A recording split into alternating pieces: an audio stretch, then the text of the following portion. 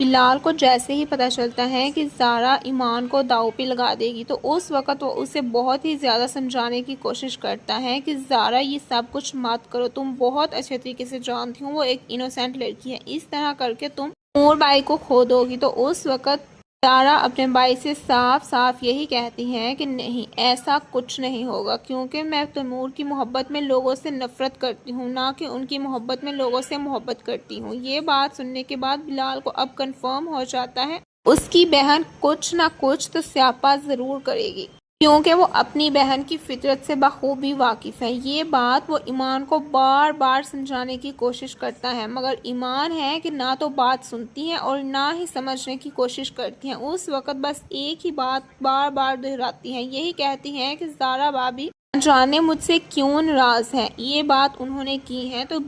اس وقت بلال یہ بات سننے کے بعد یہی کہتا ہے کہ تمہارے لیے تمہاری عزت سے بڑھ کر زارا کی بات اہم ہے۔ تو ایمان آگے سے بغیر سوچے سمجھے بلال سے یہی کہتی ہے کہ ہاں، میرے لیے آہت کی زندگی اور زارا بھابی کی بات بہت میٹر کرتی ہیں۔ اب بلال بہت ہی زیادہ اس بات کو لے کر پریشان ہوتا ہے، نہ جانے یہ لڑکی کب سمجھے گی، اسے میں سمجھا کر تھک چکا ہوں، یہ لوگ تو خونی رشتوں کے سگے نہیں ہو سکتے، وہ تمہارے کیسے سگے ہوں گے، میں ان کے بھائی کا بیٹا ہوں، مگر ان لوگوں نے آج تک مجھے ایسی کوئی بھی امپورٹنس نہیں دی، ہمیشہ مجھے نوکر ہی سمجھا اور ایسے ہی ٹریٹ کیا جیسے میں کوئی بہت ہی کمتر ہوں، یہاں تک یہ ساری جائیداد، یہ سب کچھ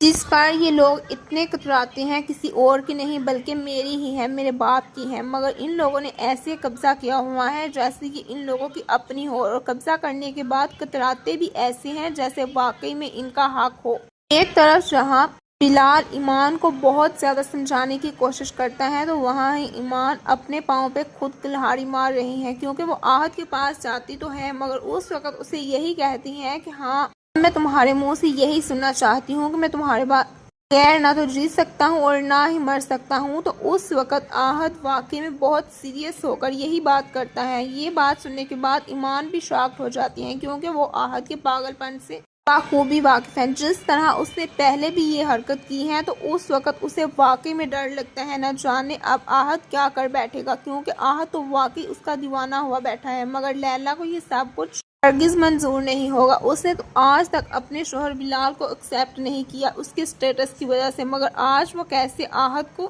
اس طرح کی لڑکی سے شادی کرنے کی اجازت دے سکتی ہے۔